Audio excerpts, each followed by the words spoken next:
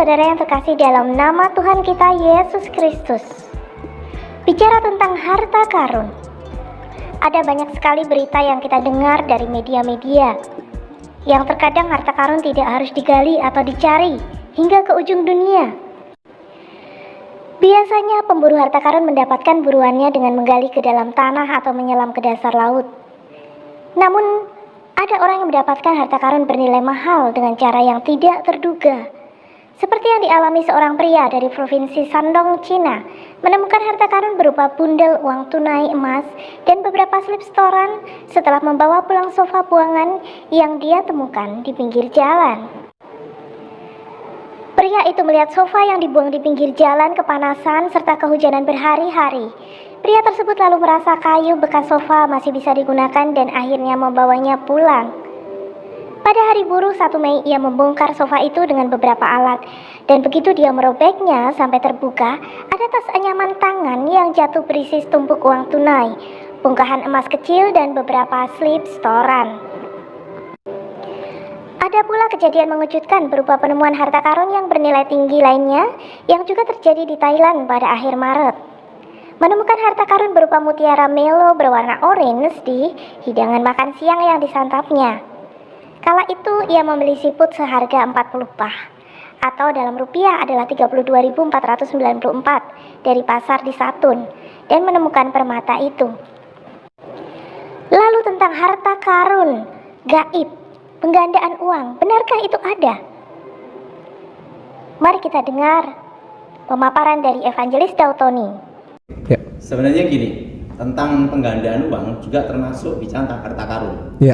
Karena sekarang ini kan, apalagi di saat-saat terjadi krisis ekonomi atau resesi, isu itu akan selalu disebarkan dan didengungkan. Ya. Tentang ada harta karun zaman Presiden Soekarno atau zaman waktu jadi pampasan perang Belanda dan Jepang. Ya. Nah, itu sering sekali dihembuskan isu itu, sehingga banyak orang yang datang dukun, bahkan terjadilah namanya penggandaan uang lainnya.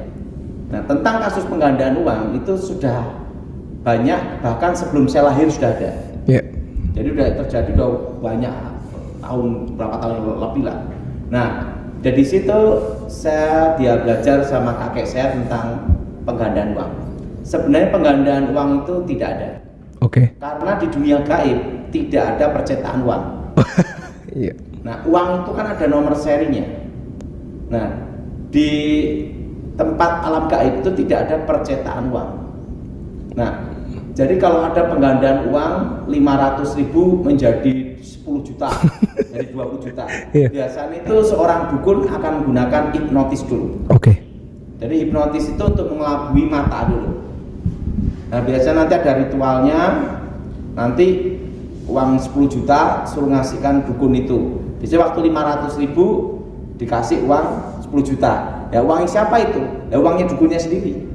Ibaratnya dukunnya itu untuk mancing itu aja. Iya. Mancing pasiennya. Iya. Nah, biasanya nanti pasiennya nanti akan tertarik, terusan minta supaya gandakan uang lebih dari 10 juta. Nah, 1 miliar. Nah, waktu 1 miliar ditaruhlah di satu kayak di zaman dulu namanya itu kayak tempat air itu loh, kayak tanah liat gitu. Iya, Pak. Uang 1 miliar itu taruh situ. Saya dikasih daun pandan, saya itu sama daun pisang.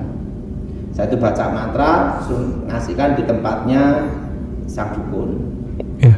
Nah, saya itu pasiennya pergi.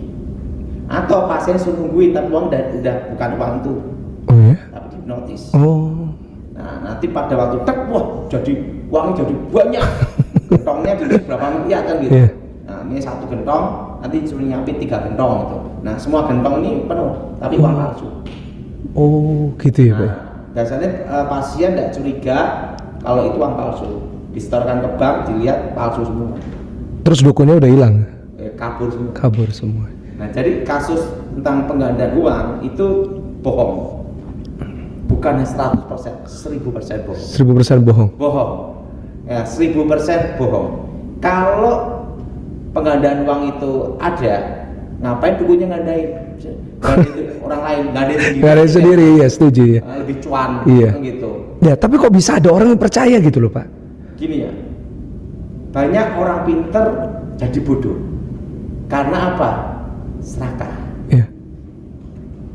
Kenapa? Tamak ingin cepat kaya.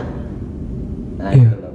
Bahkan maaf kata, zaman saya sebelum bertobat, zaman kakek nenek saya, pejabat pun ada yang ketipu.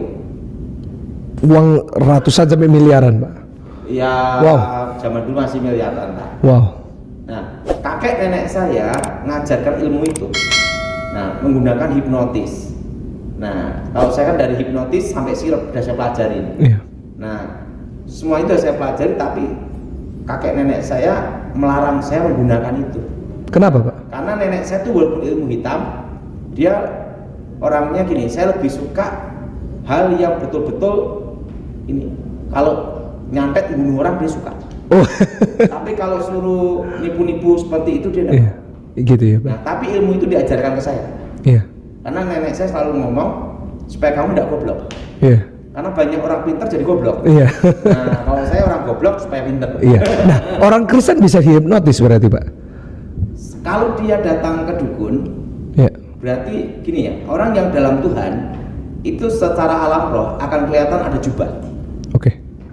Yang tidak dalam Tuhan itu telanjang. Nah, makanya kalau dukun bisa begitu pasien datang, kamu gini, iya kan? Itu sudah terkontak batin. Artinya secara alam roh dia telanjang. Oh, meskipun dia udah percaya berarti itu ngerti. Nah, itu secara hukum alam roh. Nah, Iya. tapi kalau yang dalam Tuhan, dia tidak ke dukun. Dukun nebak pasti tidak bisa. Ada namanya jubah ujian. Iya. Nah, itu tidak bisa tembus. Oh. Termasuk yang nganter, itu kutukannya sama. Oke.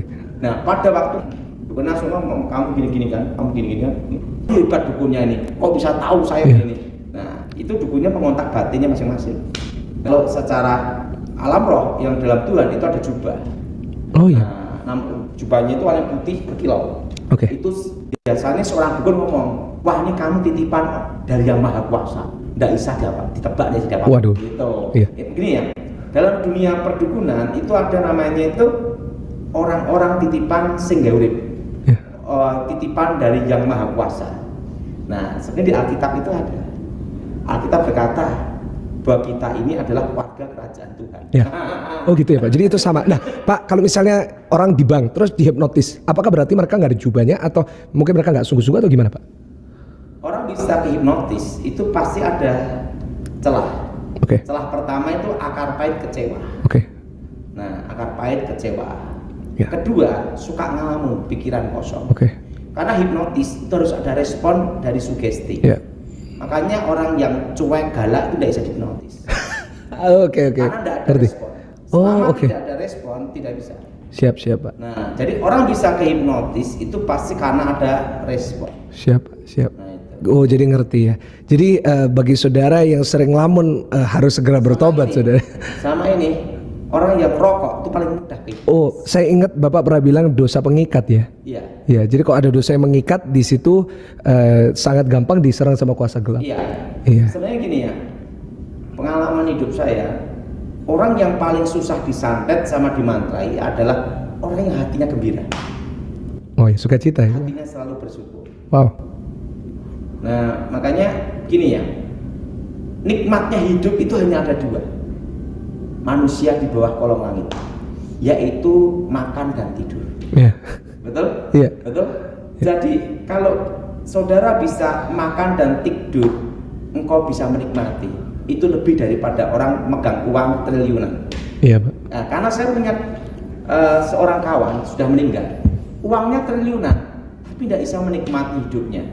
Dia sesak napas, gini nih, dan ingin makan. Dia punya cita-cita ingin keliling dunia, tapi tidak bisa keliling karena naik pesawat dia tidak bisa. Takut ya Pak. Karena sakit paru-paru. Oh sakit paru-parunya. Nah, Oke. pada waktu dia ingin apapun tidak bisa. Nah, apa nikmatnya? Akhirnya mati juga. Dan pada waktu mati itu tidak dibawa. Iya, setuju. Makanya saya beritahu dalam hidup ini, kalau saudara bisa makan dan tidur, nikmati itu. Wow. Itu lebih daripada orang kaya. Iya. Setuju. Nah Pak, sebagai penutup ada nggak pesan-pesan buat Ada, buat harta mereka? karun. Harta karun ya. Harta karun. Iya. Jadi gini, ada ndak harta karun pampasan perang? Dari zaman dulu itu ya. Jadi gini, sebenarnya itu suatu kali saya tanya sama kakek saya, karena kakek saya itu dulu dari peta, Iya. dari peta, dan dia kan tahu persis tentang hal yang berbau rahasia dan lainnya. Dan dia juga punya ilmu Rogo Sukmo. Begitu saya tanya sama kakek, ngomong gini, "Kek, sebenarnya harta karun zaman pampasan perang atau harta karun dari Presiden Soekarno, Iya. gambar Palu Arit dan mahkota, apa bener ada?" Kakek saya menjawab, "Kamu mau tahu? Ya udah, siapa sih orang tidak mau kaya? Bisa dapat emas banyak kan langsung cuan kan gitu." Iya. Karena kan saya diajar cara untuk mengambil harta karun. Iya. Jadi kalau ada harta karun zaman saya dulu sebelum bertobat, ini lokasi dicurigai ada harta karun di situ. Pakai daun pisang, saya baca mantra begini kan. Nah, dari daun pisang itu bisa terpancar itu ada emas atau bukan. Dari daun pisang aja. Oke. Nah, Wow. itu, Pak, namanya zaman dulu namanya Mas Budo. Iya. Nah, waktu itu saya ingin tahu apa ada benar sih harta karun yang zaman Soekarno itu, Iya. Presiden Soekarno, Iya. Bapak Presiden pertama, Iya. Bapak Presiden pertama RI. Iya. Nah, dan dikatakan ada zaman Jepang dan Belanda. Kakek saya ngomong, "Kamu ini harta karunnya kan?" "Iya." "Aku dulu juga pengen," dia bilang gitu. "Tapi lebih baik kamu cari juga." Ya udah, saya diajar ilmu Rogo Sukma. Ilmu Meraga Sukma itu roh keluar dari tubuh mencat rogo untuk mendeteksi dimanapun tempat bisa tembus, Iya. termasuk di gua maupun di dalam tanah. Iya.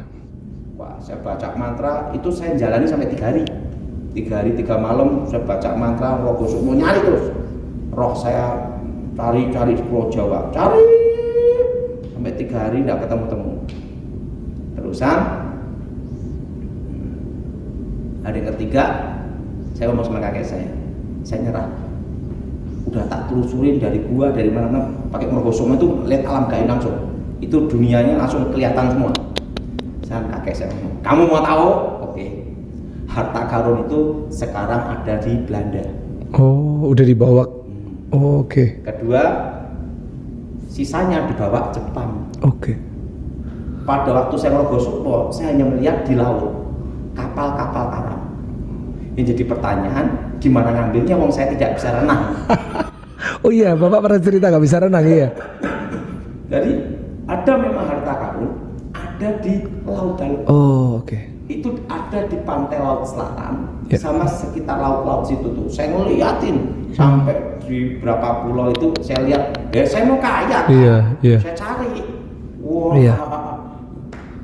lihat, karena di alam roh itu ya kita ada di sini, kita bisa melihat Irian Jaya. Iya. Semua yang di Irian Jaya kita bisa lihat. Iya. Itu alam gaib punya.